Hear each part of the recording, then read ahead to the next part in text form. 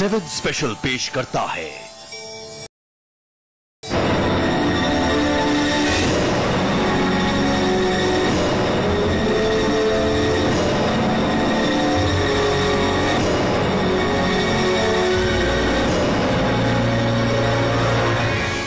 निकासी गढ़ महुबे की पारस दाम हो गाए आए, अब घर बिगड़ गया महुबे का किस्मत फूट हमारी जाए। जब से मर गए महुबे वाले किसी का रहा ठिकाना ना, रैयत भाग गई महुबे से परदेशों में पहुंची जाए। ये थोड़ी सी चूड़ी बची झोली तेरी बेटिया। ये कहानी है महोबा और बुंदेलखंड की। यहीं पर एक इतिहास ने करवट बदली थी। बड़ा खिलाड़ी नर ब्रह्मा था, उसने बारण दे दिया बचाया। आप बचा घोड़े को बचाया, भाला गिरा रेत में। 12वीं सदी की बात है, आज से तकरीबन 900 साल पहले। एक थे आल्हा, एक थे उदल। कहते हैं कि वो 12वीं सदी के चंदेल राजा परमाल के सेनापति थे, लेकिन बहादुर ऐसे जिनकी गाथा आज भी इन इलाकों में हर घर में गूंजती है।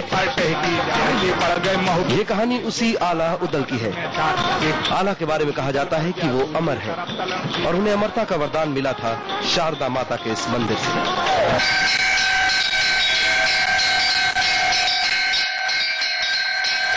इस मंदिर की अजीब कहानी है। इस मंदिर में शाम ढलने के बाद कोई नहीं आता, यहाँ तक कि पुजारी भी इस मंदिर में नहीं रहते। कुछ लोगों ने रहने की कोशिश की थी, लेकिन वो या तो मर गए या फिर अंधे हो गए। कहते हैं यहाँ हर रात आल्हा खुद देवी की पूजा करने आते हैं। सुबह जब मंदिर का दरवाजा खोला जाता है तो माता के चरणों में कुछ ऐसे फूल चढ़े हुए मिलते हैं जिन्हें न तो पहले कभी देखा गया न सुना गया।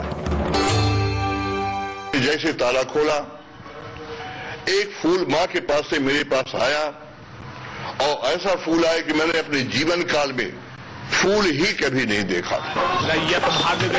कौन है ये देवी? कौन थे आल्हा और कैसे आई ये देवी इस जगह तक? कैसे अमर हुए आल्हा? क्या सच में अमरता नाम की कोई चीज है? अगर नहीं तो कौन इस मंदिर में रोज रात को फूल चढ़ाता है? देखिए, बुंदेलखंड की एक ऐसी कहानी है जिसे इतिहास तो उतना तवज्जो नहीं देता, लेकिन पूरा बुंदेलखंड उसे इतिहास से भी बड़ा मानता है, क्योंकि ये बात अमरता की है।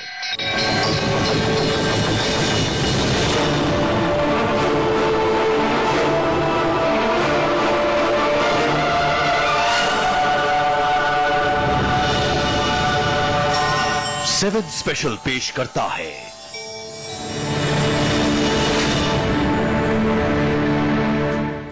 900 साल पहले की एक कहानी है। आप पृथ्वीराज चौहान के बारे में जानते हैं। उन्हीं के वक्त में आल्हा और उदल नाम के 2 वीर हुए थे। कहते हैं कि आल्हा को इतनी ताकत थी कि वो 10,000 सैनिकों पर अकेले भारी पड़ते थे।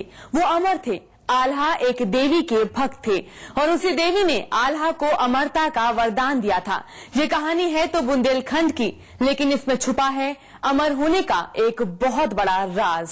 करे काल का पति गढ़ की जिस पर है जादू की मार, क्यों मरो है कुनबे को सारा कुटुम खपे वहाँ जाए। इतनी बात सुनी उदल ने नंगी सूंघ लई तलवार, जब ललकारा है आला को उदल ने ये कहा सुना, किगली भाभी के बदले में, किगली भाभी के बदले में घर घर राण देऊं बिठला, के पीठ करूं पथरी की मेरा नाम उदय चंद्रा, जल्द बुलाओ बोना चोर को अब क्यों रखी देर लगा। शोभे सुखनी जो में सर पर मौत पुकारी जाए, आंखें खोली जब उदल ने और जानों को देखा जाए घायल जब। ये वीर गाथा उन 2 योद्धाओं की है जिन्हें इस इलाके के लोग आल्हा और उदल के नाम से जानते हैं।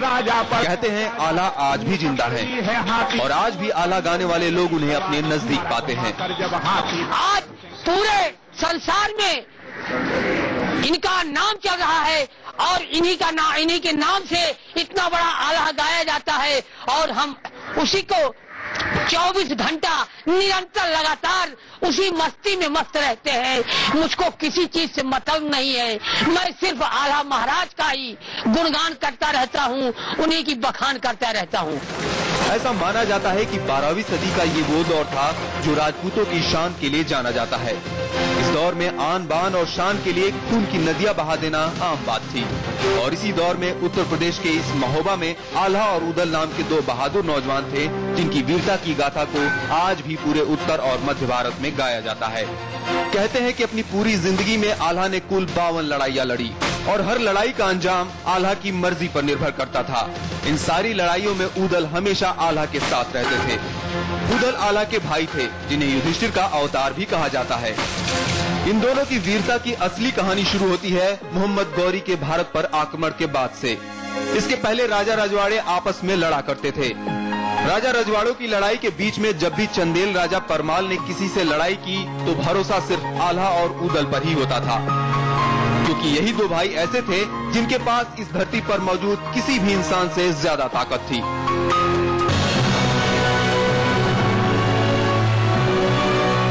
जिंदगी में 52 लड़ाई लड़ने के बाद आल्हा ने एक तरह से संन्यास ले लिया, लेकिन उन्हें अमरता का वरदान मिला हुआ था, जिसे दिया था देवी शारदा ने, जिनकी पूजा वो बचपन से किया करते थे।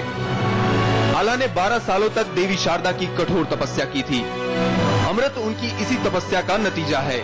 कहा यह भी जाता है कि जब तक आल्हा जनजीवन में थे, उनके दिन की शुरुआत देवी की आराधना से होती थी।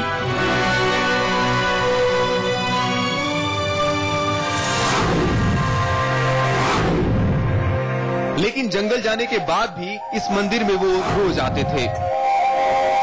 आज भी आल्हा का वो अखाड़ा मौजूद है जिसमें सुबह होते ही आल्हा सबसे पहले कसरत करने आते थे। अखाड़े के बीच आप जो ये लाल झंडा देख रहे हैं वो आल्हा की तलवार है। ये तलवार 10 फीट लंबी है, जो हमेशा आल्हा के पास रहा करती थी। स्थानीय लोगों की माने तो आज भी वो हर रात देवी माँ की पूजा करने आते हैं। हर सुबह इस मंदिर का जब कपाट खुलता है तो देवी के चरणों में कुछ जंगली फूल चढ़े हुए मिलते हैं।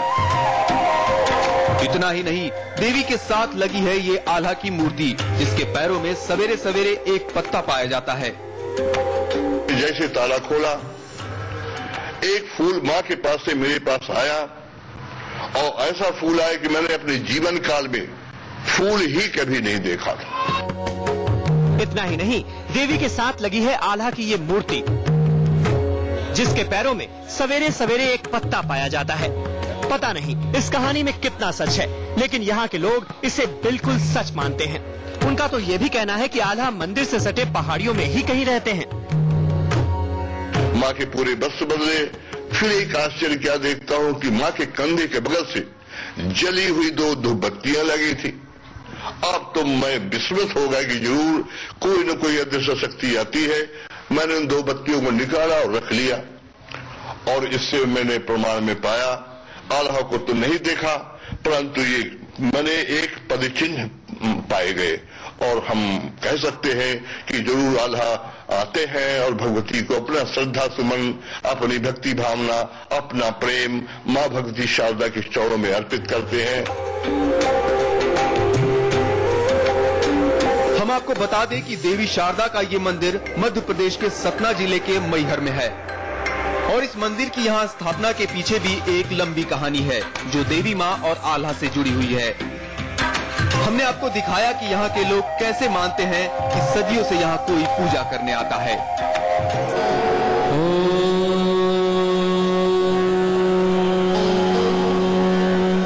या देवी सर्वभूतेषु मातृरूपेण संस्थिता, नमस्तस्यै नमस्तस्यै नमस्तस्यै नमो नमः। मंदिर के आसपास रात में कोई नहीं रहता, लेकिन जैसे जैसे रात गहराती जाती है लोग यहाँ से जाने लगते हैं। कहा यह भी जाता है कि जिन लोगों ने यहाँ रात में रुकने की कोशिश की, उनकी या तो मौत हो गई या वो अंधे हो गए।